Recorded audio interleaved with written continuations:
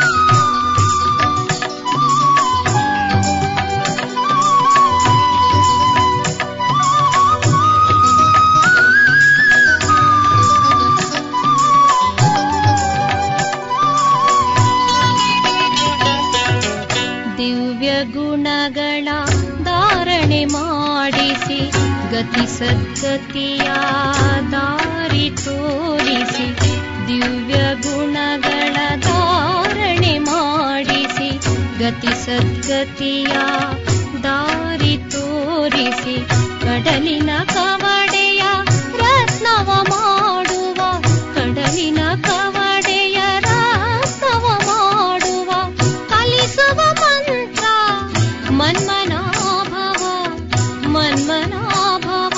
ಸತ್ಯಂ ಶಿವಂ ಸುಂದರಂ, ಸತ್ಯಂ ಶಿವಂ ಸುಂದರಂ, ಸತ್ಯಂ ಶಿವಂ ಸುಂದರಂ, ಸತ್ಯಂ ಶಿವಂ ಸುಂದರಂ. ಶಿವನೇ ಸತ್ಯ ಶಿವನೇ ಸುಂದರ, ಅವನ ನೆನಪು ಮಧುರ ಮಧುರ. ಶಿವನೇ ಸತ್ಯ ಶಿವನೇ ಸುಂದರ, ಅವನ ನೆನಪು ಮಧುರ ಮಧುರ. ಸತ್ಯಂ ಶಿವಂ ಸುಂದರಂ, ಸತ್ಯಂ ಶಿವಂ ಸುಂದರಂ. ಓಂ ಶಾಂತಿ ಶಾಂತಿ ಓಂ ಶಾಂತಿ, ಓಂ ಶಾಂತಿ ಶಾಂತಿ ಓಂ ಶಾಂತಿ, ಓಂ ಶಾಂತಿ ಶಾಂತಿ ಓಂ ಶಾಂತಿ, ಓಂ ಶಾಂತಿ ಶಾಂತಿ ಓಂ ಶಾಂತಿ ಓಂ ಶಾಂತಿ ಶಾಂತಿ ಓಂ ಶಾಂತಿ ಓಂ ಶಾಂತಿ ಶಾಂತಿ ಓಂ ಶಾಂತಿ.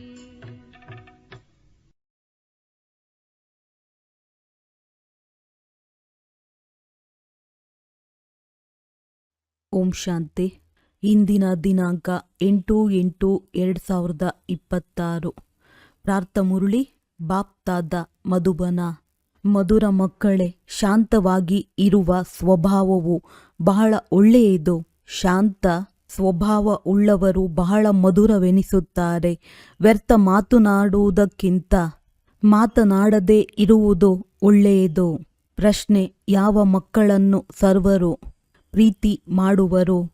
ಸ್ವಯಂವನ್ನು ಸುರಕ್ಷಿತವಾಗಿ ಇಟ್ಟುಕೊಳ್ಳುವ ಸಾಧನವೇನಾಗಿದೆ? ಉತ್ತರ: ಯಾರು ಬಹಳ ಆಸಕ್ತಿಯಿಂದ ಪ್ರೀತಿಯಿಂದ ಸರ್ವರ ಸೇವೆ ಮಾಡುವರು ಅವರನ್ನು ಸರ್ವರು ಪ್ರೀತಿ ಮಾಡುವರು. ನಿಮ್ಮಲ್ಲಿ ಎಂದಿಗೂ ಸೇವೆಯ ಅಹಂಕಾರ ಬರಬಾರದು. ತಂದೆಯ ಮೂಲಕ ಯಾವ ಜ್ಞಾನ ಕಸ್ತೂರಿ ಸಿಕ್ಕಿದೆಯೋ ಅದನ್ನು ಅನ್ಯರಿಗೂ ಕೊಡಬೇಕಾಗಿದೆ. ಸರ್ವರಿಗೂ ಶಿವ ತಂದೆಯ ನೆನಪನ್ನು ತರಿಸಬೇಕಾಗಿದೆ. ಈ ನೆನಪಿನ ಯಾತ್ರೆಯಿಂದಲೇ ನೀವು ಬಹಳ ಸುರಕ್ಷಿತವಾಗಿ ಇರುವಿರಿ. ನೆನಪಿನಲ್ಲಿ ಎಷ್ಟಿರುವಿರಿ ಅಷ್ಟು ಖುಷಿಯೂ ಇರುವುದು ಹಾಗೂ ನಡವಳಿಕೆಯೂ ಸುಧಾರಣೆ ಆಗುತ್ತದೆ. ಓಂ ಶಾಂತಿ. ಆತ್ಮಿಕ ತಂದೆಯೂ ಕುಳಿತು ಆತ್ಮಿಕ ಮಕ್ಕಳಿಗೆ ತಿಳಿಸುತ್ತಾರೆ. ತಿಳಿಸುತ್ತಾ ಎಷ್ಟೊಂದು ಬುದ್ಧಿವಂತರನ್ನಾಗಿ ಮಾಡಿಬಿಡುವರು. ವಿದ್ಯಾಭ್ಯಾಸವು ಸಹಜವಿದೆಯಲ್ಲವೇ? ಅದಂತೂ ಸ್ಥೂಲ ವಿದ್ಯಾಭ್ಯಾಸವಾಗಿದೆ ಮತ್ತು ಇದು ಸೂಕ್ಷ್ಮ ವಿದ್ಯಾಭ್ಯಾಸವಾಗಿದೆ. ನೀವು ಮಕ್ಕಳು ತಿಳಿದುಕೊಂಡಿದ್ದೀರಿ. ಈ ವಿದ್ಯೆಯನ್ನು ತಂದೆಯಲ್ಲದೆ ಮತ್ಯಾರೂ ಓದಿಸಲು ಸಾಧ್ಯವಿಲ್ಲ. ತಂದೆಯು ಬಂದಿರುವುದೇ ಪವಿತ್ರರನ್ನಾಗಿ ಮಾಡಲು ಹಾಗೂ ಓದಿಸುವುದಕ್ಕಾಗಿಯೇ ಬಂದಿದ್ದಾರೆ. ಗುರಿ ಉದ್ದೇಶವು ತಮ್ಮ ಸನ್ಮುಖದಲ್ಲಿದೆ. ಅಂದ ಮೇಲೆ ಇಂತಹ ತಂದೆಯನ್ನು ನೆನಪು ಮಾಡುತ್ತಾ ಖುಷಿಯಲ್ಲಿ ರೋಮಾಂಚನದಿಂದ ನಿಂತು ಬಿಡಬೇಕಾಗಿದೆ. ಇದು ಸಹ ನೀವು ಮಕ್ಕಳಿಗೆ ಗೊತ್ತಿದೆ. ದಿನ ಕಳೆದಂತೆ ನಾವು ಶಾಂತಿಯಲ್ಲಿಯೇ ಹೋಗಬೇಕಾಗಿದೆ. ಶಾಂತಿಯಂತೂ ಎಲ್ಲರಿಗೂ ಸಹ ಬಹಳ ಪ್ರಿಯವಾಗುವುದು. ಗಣ್ಯ ವ್ಯಕ್ತಿಗಳು ಹೆಚ್ಚು ಮಾತನಾಡುವುದಿಲ್ಲ ಮತ್ತು ಗಡುಸಾಗಿ ಮಾತನಾಡುವುದಿಲ್ಲ. ನೀವು ಬಹಳ ದೊಡ್ಡ ಗಣ್ಯ ವ್ಯಕ್ತಿಯಾಗುವಿರಿ. ವಾಸ್ತವದಲ್ಲಿ ವ್ಯಕ್ತಿ ಎಂದು ಹೇಳುವುದಿಲ್ಲ. ನೀವಂತೂ ದೇವತೆಯಾಗುವಿರಿ. ದೇವತೆಗಳು ಬಹಳ ಸ್ವಲ್ಪವೇ ಮಾತನಾಡುತ್ತಾರೆ. ನೀವು ಸಹ ಈಗ ದೇವತೆಗಳಾಗಬೇಕು. ಅಂದ ಮೇಲೆ ಶಬ್ದಕ್ಕೆ ಬದಲಾಗಿ ಶಾಂತಿಯಲ್ಲಿರುವ ಅಭ್ಯಾಸ ಮಾಡಿರಿ. ಶಾಂತಿಯಲ್ಲಿ ಇರುವವರಿಗಾಗಿ ತಿಳಿಯುವರು. ಇವರಿಗೆ ಸ್ವಯಂನ ಪ್ರತಿ ಗಮನವಿದೆ. ಯಾವಾಗ ನೀವು ಶಾಂತಿಧಾಮಕ್ಕೆ ಹೋಗಬೇಕೆಂದಾಗ ಮಾತನಾಡುವುದನ್ನು ಸಹ ಬಹಳ ನಿಧಾನವಾಗಿಯೇ ಮಾತನಾಡಬೇಕು. ನಿಧಾನವಾಗಿ ಮಾತನಾಡುತ್ತಾ ಶಾಂತಿಧಾಮಕ್ಕೆ ಹೋಗಿಬಿಡಬೇಕು. ನೀವೆಷ್ಟು ಶಾಂತಿಯಲ್ಲಿ ಇರುತ್ತೀರಿ ಅಷ್ಟು ಶಾಂತಿಯನ್ನು ಹರಡುತ್ತೀರಿ. ನೀವು ಬಹಳಷ್ಟು ಶಾಂತಿಯಲ್ಲಿಯೇ ಇರಬೇಕು. ಹೆಚ್ಚು ಶಬ್ದದಿಂದ ಮಾತನಾಡುವುದು ಇಷ್ಟವಾಗುವುದಿಲ್ಲ. ಕ್ರೋಧವು ಒಳ್ಳೆಯದಲ್ಲ. ಮಕ್ಕಳಲ್ಲಿ ಇದ್ಯಾವುದೇ ವಿಕಾರಗಳು ಇರಬಾರದು. ನೋಡಿಕೊಳ್ಳಬೇಕು. ನಾವು ಯಾರೊಂದಿಗೂ ಹೊಡೆದಾಟ ಜಗಳವನ್ನಂತೂ ಮಾಡುವುದಿಲ್ಲವೇ? ತಂದೆಯು ತಿಳಿಸಿದ್ದಾರೆ, ಕೆಟ್ಟದನ್ನು ನೋಡಬಾರದು, ಕೆಟ್ಟದನ್ನು ಕೇಳಬಾರದು. ಯಾವ ಮಾತು ನಿಮಗೆ ಇಷ್ಟವಿಲ್ಲವೋ ಆ ಕೆಟ್ಟ ಮಾತುಗಳಿಂದ ನೀವು ದೂರವಾಗಿ ಬಿಡಬೇಕು. ಇದರಿಂದ ಎರಡು ಮುಖಗಳು ಬಂದ್ ಆಗಿರುತ್ತದೆ. ಪ್ರತಿಯೊಂದು ಮಾತಿನಲ್ಲಿಯೂ ದೈವಿ ಗುಣಗಳನ್ನು ಧಾರಣೆ ಮಾಡಿಕೊಳ್ಳಬೇಕು. ಯಾರಾದರೂ ಜೋರಾಗಿ ಮಾತನಾಡಿದರೂ ಹೇಳಿರಿ, ಶಾಂತವಾಗಿರಿ, ಶಬ್ದವನ್ನುಂಟು ಮಾಡದಿರಿ. ನೀವು ತಿಳಿದಿದ್ದೀರಿ, ನಾವು ಶಾಂತಿ ಸ್ಥಾಪನೆ ಮಾಡುತ್ತೇವೆ. ಸತ್ಯಯುಗದಲ್ಲಿ ಶಾಂತಿಯಲ್ಲಿ ಇರುತ್ತೇವಲ್ಲವೇ? ಮೂಲ ವತನದಲ್ಲಂತೂ ಶಾಂತಿಯೇ ಇರುತ್ತದೆ. ಶರೀರವೇ ಇಲ್ಲದಿದ್ದರೆ ಮಾತನಾಡುವುದಾದರೂ ಹೇಗೆ? ತಂದೆಯು ಮಕ್ಕಳಿಗೆ ಬಹಳ ಒಳ್ಳೆಯ ಶ್ರೀಮತವನ್ನಂತೂ ಕೊಡುತ್ತಾರೆ. ತಿಳಿಸುತ್ತಾರೆ, ಮಧುರ ಮಕ್ಕಳೇ, ಈಗ ನೀವು ತಮ್ಮ ಮನೆಗೆ ನಡೆಯಬೇಕಾಗಿದೆ. ಶಬ್ದದಿಂದ ಮೂವಿಯಲ್ಲಿ ಬರಬೇಕು. ನಂತರ ಶಾಂತಿಯಲ್ಲಿ ಹೊರಟು ಹೋಗುವಿರಿ. ಯಾರೇ ಭೇಟಿಯಾಗುವರು ಅವರಿಗೆ ಇದೇ ಸಂದೇಶವನ್ನು ಕೊಡಬೇಕಾಗಿದೆ. ನೀವೆಷ್ಟು ಶಾಂತಿಯಲ್ಲಿ ಇರುತ್ತೀರಿ ಅಷ್ಟು ತಿಳಿದುಕೊಳ್ಳುವರು. ಈ ಜನರು ಯಾವುದೋ ಗುಂಗಿನಲ್ಲಿದ್ದಾರೆ. ಶಾಂತಿಯಲ್ಲಿರುವ ಸ್ವಭಾವವು ಬಹಳ ಒಳ್ಳೆಯದು. ಅಂಥವರು ಬಹಳ ಮಧುರವೆನಿಸುತ್ತಾರೆ. ವ್ಯರ್ಥ ಮಾತುಗಳನ್ನು ಮಾತನಾಡುವುದಕ್ಕಿಂತ ಮಾತನಾಡದೇ ಇರುವುದು ಒಳ್ಳೆಯದು. ನೀವು ಸತ್ಯ ಸಂದೇಶವಾಹಕರು ಆಗಿದ್ದೀರಿ. ನಿಮ್ಮೆಲ್ಲರ ಮೇಲೆ ಕೃಪೆ ಇರಬೇಕು. ಕೃಪೆ ತೋರಿಸುವ ಮಕ್ಕಳು ಬಹಳ ಶಾಂತಿಯಲ್ಲಿದ್ದು ತಂದೆಯ ನೆನಪಿನಲ್ಲಿ ಇರುವರು. ಕೇವಲ ಇಷ್ಟೇ ಸಂದೇಶವನ್ನು ಕೊಡಬೇಕಾಗಿದೆ. ಬೇಅದ್ದಿನ ತಂದೆಯನ್ನು ನೆನಪು ಮಾಡುತ್ತೀರೆಂದರೆ ಬೇಅದ್ದಿನ ಸುಖ ಶಾಂತಿ ಸಿಗುವುದು. ಲೌಕಿಕ ತಂದೆಯ ಬಹಳ ಹಣವಿದೆ ಎಂದರೆ ಬಹಳ ಆಸ್ತಿಯೂ ಸಿಗುತ್ತದೆ ಎಲ್ಲವೇ. ಬೇಅದ್ದಿನ ತಂದೆಯ ಬಳಿಯಂತೂ ವಿಶ್ವದ ರಾಜ್ಯಭಾಗ್ಯವೇ ಇದೆ. ಅವರಿಂದ ಪ್ರತಿ 5,000 ವರ್ಷಗಳ ನಂತರ ನಿಮಗೆ ವಿಶ್ವದ ರಾಜ್ಯಭಾಗ್ಯವೂ ಸಿಗುವುದು. ನೀವು ಮಕ್ಕಳಿಗೆ ಬಹಳ ಆಸಕ್ತಿಯಿಂದ ಸರ್ವರ ಸೇವೆಯನ್ನು ಮಾಡಬೇಕಾಗಿದೆ. ಪ್ರತಿಯೊಬ್ಬರೂ ಸೇವೆಗೆ ಯೋಗ್ಯರಾಗಬೇಕು. ಯಾರು ಅನ್ಯರ ಸೇವೆಯನ್ನು ಪ್ರೀತಿಯಿಂದ ಮಾಡುವರು ಅವರನ್ನು ಸರ್ವರೂ ಪ್ರೀತಿಸುವರು. ಎಂದಿಗೂ ಸಹ ಸೇವೆಯ ಅಹಂಕಾರದಲ್ಲಿ ಬರಬಾರದು. ನಿಮಗೆ ತಂದೆಯ ಮೂಲಕ ಜ್ಞಾನದ ಕಸ್ತೂರಿ ಸಿಕ್ಕಿದೆ. ಅದನ್ನು ಅನ್ಯರಿಗೂ ಕೊಡಬೇಕಾಗಿದೆ. ಒಬ್ಬರಿನ್ನೊಬ್ಬರಿಗೆ ಶಿವ ತಂದೆಯ ನೆನಪಿದೆಯೇ ಎಂದು ನೆನಪು ತರಿಸುತ್ತೀರಿ. ಇದರಲ್ಲಿ ಖುಷಿಯೂ ಆಗುವುದು. ನೆನಪು ತರಿಸುವವರಿಗೆ ಧನ್ಯವಾದಗಳನ್ನು ಕೊಡಬೇಕು. ನೆನಪಿನ ಯಾತ್ರೆಯಿಂದ ನೀವು ಮಕ್ಕಳು ಬಹಳಷ್ಟು ಸುರಕ್ಷಿತವಾಗಿ ಇರುತ್ತೀರಿ. ಯಾರೆಷ್ಟು ನೆನಪಿನಲ್ಲಿ ಇರುತ್ತಾರೆಯೋ ಅವರಷ್ಟು ಖುಷಿಯಾಗಿಯೂ ಇರುವರು ಮತ್ತು ನಡವಳಿಕೆಯೂ ಸುಧಾರಣೆ ಆಗುತ್ತಿರುತ್ತದೆ. ನೀವು ತಮ್ಮ ನಡವಳಿಕೆಯನ್ನು ಅವಶ್ಯವಾಗಿ ಸುಧಾರಣೆ ಮಾಡಿಕೊಳ್ಳಬೇಕಾಗಿದೆ. ಪ್ರತಿಯೊಬ್ಬರೂ ತಮ್ಮ ಹೃದಯದಿಂದ ಕೇಳಿಕೊಳ್ಳಿರಿ. ನಮ್ಮ ಸ್ವಭಾವವು ಬಹಳ ಮಧುರವಾಗಿದೆಯೇ? ಎಂದಿಗೂ ಯಾರನ್ನೂ ಬೇಸರ ಮಾಡುವುದಿಲ್ಲವೇ? ಇಂತಹ ವಾತಾವರಣವೂ ಸಹ ಎಂದಿಗೂ ಇರಬಾರದು. ಅದರಿಂದ ಯಾರಾದರೂ ಬೇಸರವಾಗಿ ಬಿಡುವರು. ಇಂತಹ ಪ್ರಯತ್ನ ಪಡುತ್ತಿರಬೇಕು. ಏಕೆಂದರೆ ನೀವು ಮಕ್ಕಳು ಬಹಳ ಶ್ರೇಷ್ಠವಾದ ಸೇವೆಯಲ್ಲಿದ್ದೀರಿ. ನೀವು ಇಡೀ ಸೃಷ್ಟಿಯ ರಂಗಮಂಚಕ್ಕೆ ಬೆಳಕನ್ನು ಕೊಡಬೇಕಾಗಿದೆ. ನೀವು ಧರಣಿಯ ಚೈತನ್ಯ ನಕ್ಷತ್ರಗಳಾಗಿದ್ದೀರಿ.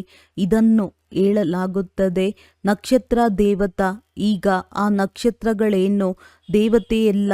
ನೀವಂತೂ ಅದಕ್ಕಿಂತಲೂ ಮಹಾನ್ ಬಲಶಾಲಿ ಆಗಿದ್ದೀರಿ.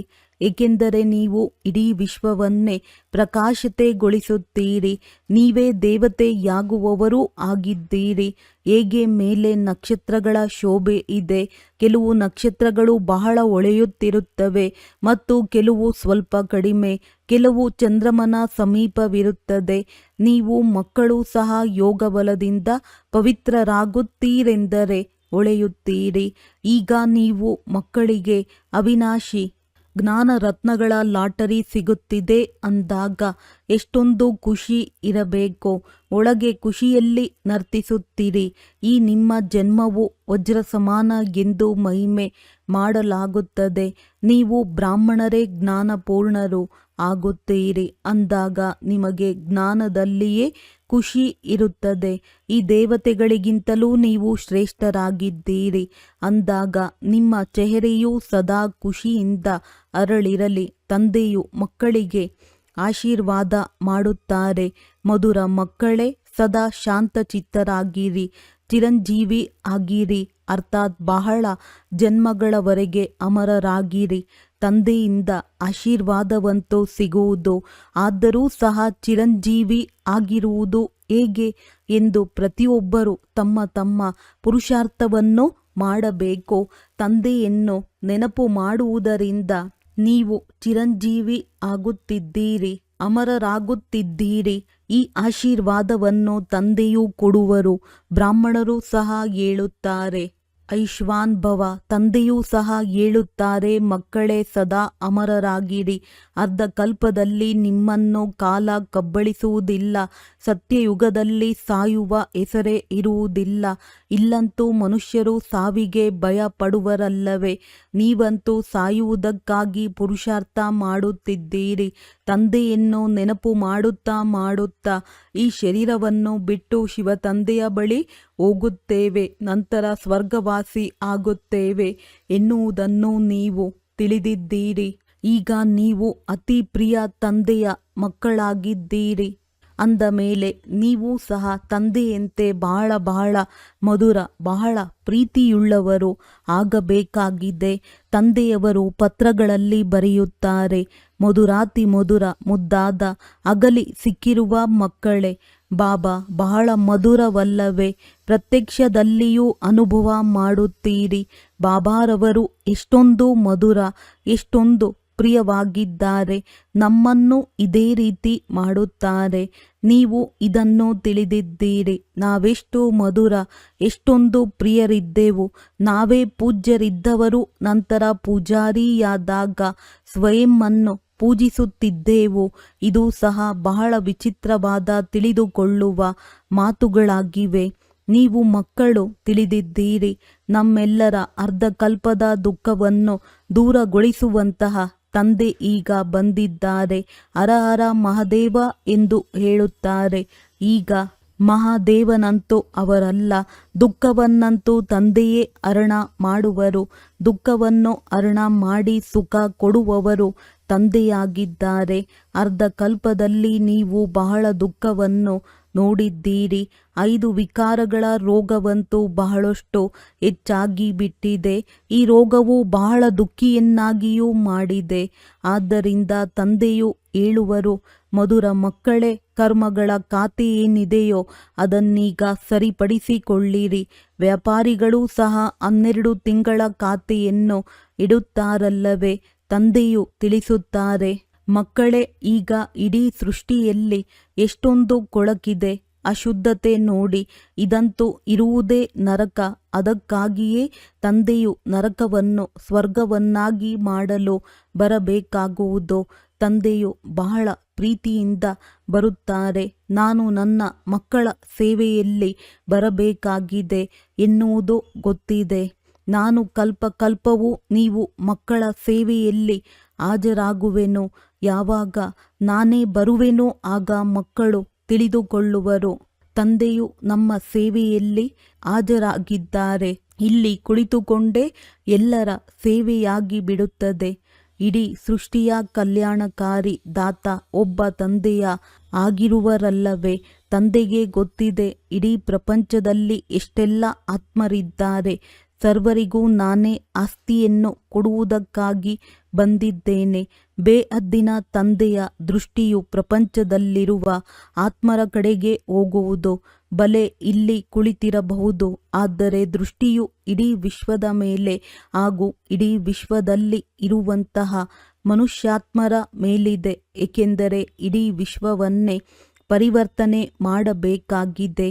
ಡ್ರಾಮಾದ ಯೋಜನೆಯ ಅನುಸಾರ ಕಲ್ಪದ ಮೊದಲಿನಂತೆ ಇಡೀ ವಿಶ್ವದ ಆತ್ಮರು ಪರಿವರ್ತನೆ ಆಗಿಬಿಡುವರು. ತಂದೆಯು ಎಲ್ಲ ಮಕ್ಕಳನ್ನು ನೆನಪು ಮಾಡುತ್ತಾರೆ. ದೃಷ್ಟಿಯಂತೂ ಹೋಗುವುದಲ್ಲವೇ? ಸಂಗಮ ಯುಗದಲ್ಲಿಯೇ ತಂದೆಯು ಮಕ್ಕಳ ಸೇವೆಯಲ್ಲಿ ಹಾಜರಾಗುವರು. ಅವರ ಹೋಲಿಕೆಯಲ್ಲಿ ಯಾರೂ ಸಹ ಸೇವೆಯನ್ನು ಮಾಡಲು ಸಾಧ್ಯವಿಲ್ಲ. ಅವರದ್ದು ಬೇಹದ್ದಿನ ಸೇವೆಯಾಗಿದೆ. ನೀವು ಮಕ್ಕಳು ಸಹ ತಂದೆಯಂತೆ ಸೇವೆ ಮಾಡಿದಾಗಲೇ ತಂದೆಯನ್ನು ಪ್ರತ್ಯಕ್ಷಗೊಳಿಸುವಿರಿ.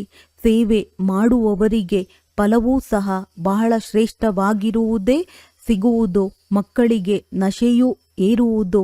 ನಾವು ಶ್ರೀಮತದಂತೆ ಇಡೀ ವಿಶ್ವದ ಮನುಷ್ಯರಿಗೆ ಸುಖ ಕೊಡುತ್ತೇವೆ ಎಂದು ತಂದೆಯು ಹೇಳುತ್ತಾರೆ. ಮಧುರ ಮಕ್ಕಳೇ, ಈಗ ತಮ್ಮ ಜೋಳಿಗೆಯನ್ನು ಬಹಳ ಚೆನ್ನಾಗಿ ಜ್ಞಾನರತ್ನಗಳಿಂದ ತುಂಬಿಕೊಳ್ಳಿರಿ.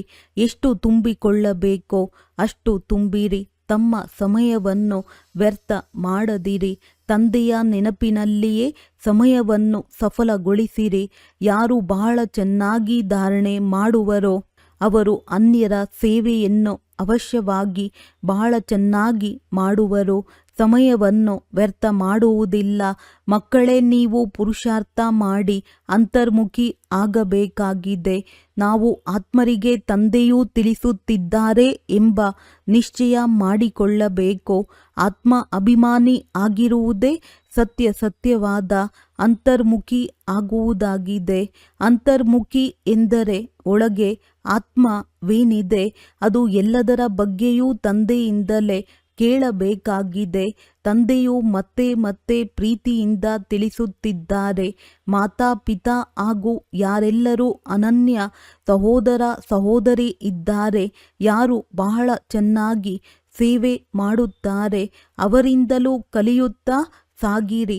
ಆಂತರ್ಯದಲ್ಲಿ ಈ ನಿಶ್ಚಯ ಮಾಡಿಕೊಳ್ಳಿ, ನಾವು ಸಮಯವನ್ನು ವ್ಯರ್ಥವಾಗಿ ಕಳೆಯಬಾರದು. ಶರೀರ ನಿರ್ವಹಣೆಯನ್ನು ಮಾಡಬೇಕು, ನಮ್ಮ ರಚನೆಯನ್ನು ನೋಡಿಕೊಳ್ಳಬೇಕು. ಅದರಲ್ಲಿ ಕೇವಲ ಮಮತ್ವವನ್ನಿಡಬಾರದು.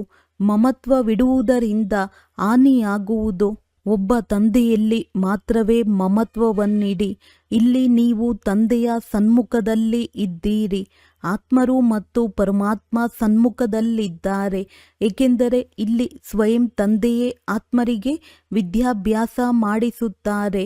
ಅಲ್ಲಿ ಆತ್ಮರು ಆತ್ಮರಿಗೆ ವಿದ್ಯಾಭ್ಯಾಸ ಮಾಡಿಸುತ್ತಾರೆ.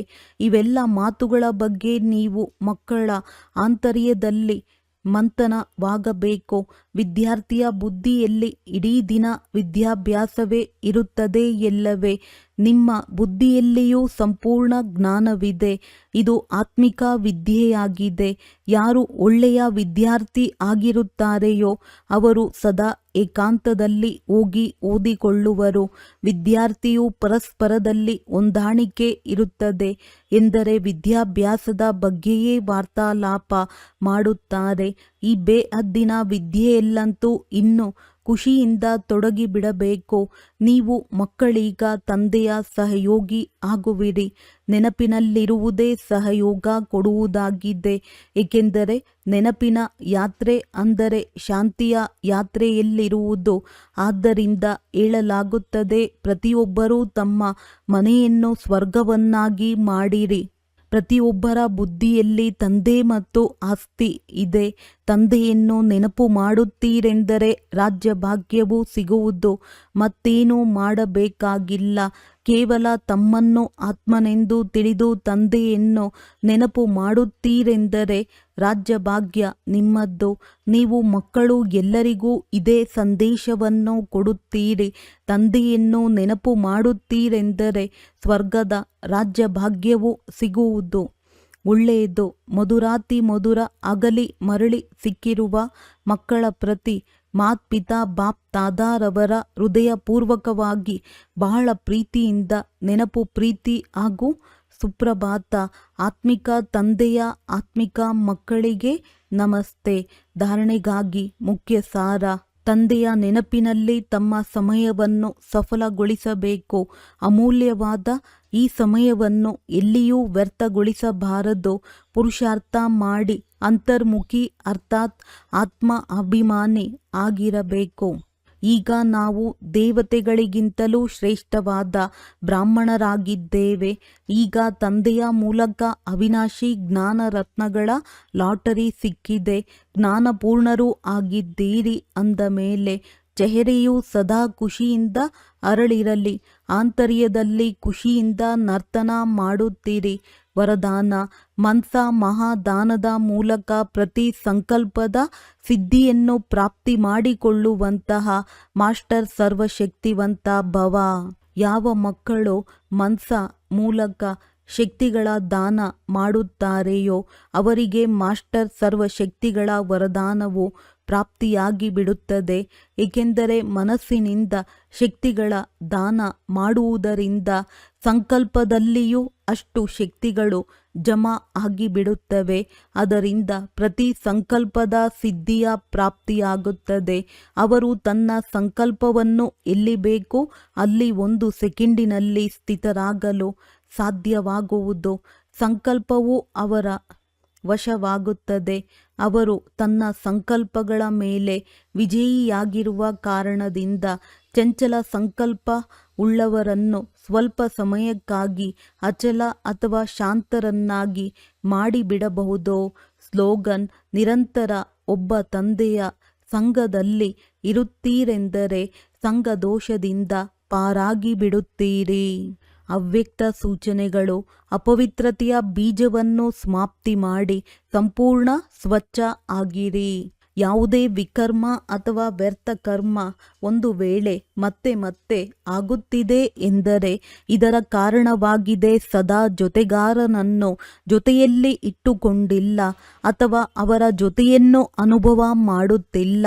ಹೇಗೆ ಶಕ್ತಿಯರು ಒಂದು ಸೆಕೆಂಡಿನ ದೃಷ್ಟಿಯಿಂದ ಅಸುರರ ಸಂಹಾರ ಮಾಡುತ್ತಾರೆ, ಇದೇ ರೀತಿ ಕಂಬೈನ್ ರೂಪದ ಸ್ಮೃತಿಯಿಂದ ತಮ್ಮ ಆಸುರಿ ಸಂಸ್ಕಾರ ಅಥವಾ ಅಪವಿತ್ರತೆಯ ಸಂಕಲ್ಪವನ್ನು ಸೆಕೆಂಡಿನಲ್ಲಿ ಸಂಹಾರ ಮಾಡಿ.